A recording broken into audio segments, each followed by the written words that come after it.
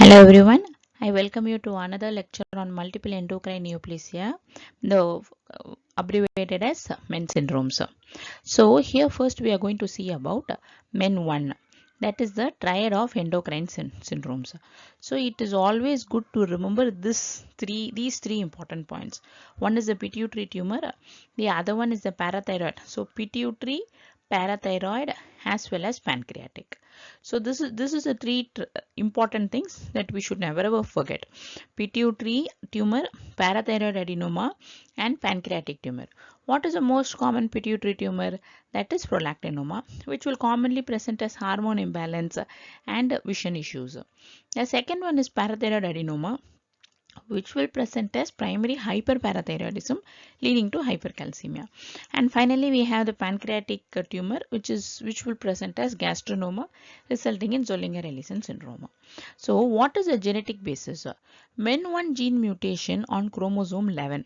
So here the gene is MEN1 gene and that is present on chromosome 11 and the inheritance is autosomal dominant. The second thing which you're going to see today is MEN2A. So here we have the ret oncogene.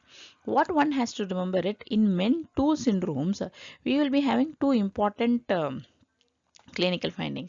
One is carcinoma of the thyroid, and that is medullary carcinoma of the thyroid. And the second one is tumor of the adrenals, that is the pheochromocytoma. So medullary carcinoma thyroid will be the most common and first manifestation, and pheochromocytoma is that adrenal tumor which will be resulting in hypertension and tachycardia. So these two occur in MEN2 syndromes. So the genetic reason for MEN1 is MEN gene, but here it will be the ret oncogene. So mostly 2A will be associated with parathyroid adenomas. It is similar to MEN1, but it will be less prevalent in MEN2A. It is just an associated feature in MEN2A. And the ret oncogene mutation is a genetic basis on chromosome number 10. So that is chromosome number 11 and this is chromosome number 10, and that is MEN1 gene and this is ret oncogene.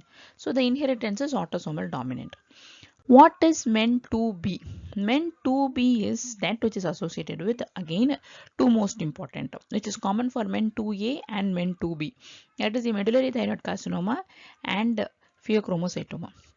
So again, this will be the aggressive and the early onset, similar to MEN2A. But what is that which is associated with MEN2A is the marfanoid habitus and mucosal neuromas. So they will be tall, slender built with long arms, and the mucosal neuromas will be seen as distinct bumps on the lips as well as in the tongue. So there is no bumps on lips, but just a picture to make you remember that these two are associated with MEN2B. Now, sometimes in NBM exams, so they will be asking you questions to check your knowledge whether you are able to distinguish MEN2B, which is associated with the Marfan syndrome, from the Marfan syndrome per se. So how will the questions be? 28-year-old male who has a tall flat feet with mitral valve prolapse, headache. So, and what is the diagnosis? So here everything goes in favor of Marfan syndrome, isn't it? Tall, flat feet, mitral valve prolapse. But the only thing which doesn't fit into Marfan syndrome is a headache. Why would they have headache? It is because of the associated pheochromocytoma, which is seen in MEN2B. Not associated, that is the main part, but then I'm telling you that the main component of the pheochromocytoma which is seen in MEN2. So here when they give you this headache, one should not confuse and choose Marfan's, but instead we should go for MEN2B. And the headache is because of the catecholamine secreting adrenal tumor. The other important one which I want to stress here is about the Carneys complex.